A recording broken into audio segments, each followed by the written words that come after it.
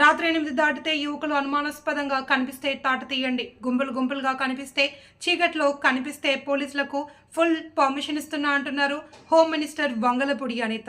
తెలుసు మనం ఎంత దారుణమైన సిచ్యువేషన్ అంటే, అరే గంజాయి ఈ రోజు వరకు నిర్మూలన చేయడానికి 5 సంవత్సరాల కాలంలో కనీసం ఒక రివ్యూ కూడా పెట్టలేదంటేనే విచ్చలవిడితనం ఎక్కడ పెరిగిందో మనకు అర్థమవుతుంది.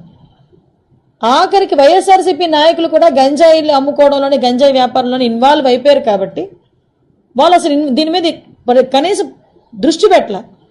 ఏమండి, చింతపల్లి నుంచి జీమాడుగల్ నుంచి అటువైపు నుంచి అదేవిధంగా మనకి ఒడిశా నుంచి ఇలాంటి మల్టిపుల్ ప్లేసెస్ నుంచి మనకి గంజాయి సరఫరా అవుతుంది.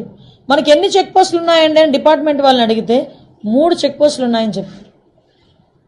3 చెక్ పోస్టులు ఉన్నాయి. ఎందుకు రాదండి లోపలికి? మనకి వైజాగ్కి ట్రాన్స్పోర్టేషన్ ఎక్కువ, ఇటు ట్రైన్స్ కానీ ఇటు ఫ్లైట్స్ కానీ రోడ్ ఫెసిలిటీస్ ద్వారా వ్యాన్లు మిగతా అన్ని దాంట్లో ఈవెన్ 2 వీలర్ ఆఖరికి అమెజాన్లో కూడా పెట్టుకొని అమ్మేసుకుంటున్నాడు అండి డ్రగ్స్ని. కర్రీ లీవ్స్ అని పేరు చెప్పుకొని అమ్మేసే పరిస్థితి కనిపిస్తూ ఉంది.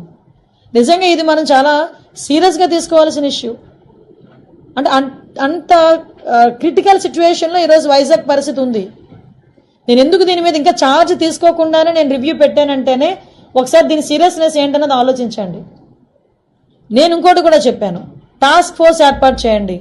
ఈ రోజు నుంచే టుడే ఆన్వర్డ్స్ ఆఫ్టర్ 8:39 గుంపులుగా పిల్లలు ఎవరైనా ఉన్నా, గంజాయిలు తీసుకుంటున్నట్టుగా రోడ్డు పక్కన ఉన్నా, చీకట్లో ఉన్నా మీకు నచ్చిన పని చేయండి అని పోలీసుల వాళ్ళకి నేను క్లియర్ ఇన్స్ట్రక్షన్ ఇచ్చాను.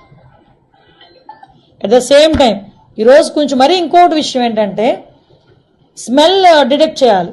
వీళ్ళు డిటెక్ట్ చేయాలి ఈ గంజా ఎక్కడుంది ట్రాన్స్పోర్టేషన్ టైంలో. స్మెల్ డిటెక్ట్ చేయడానికి రెండు ఉన్నాయి డాగ్ స్క్వాడ్.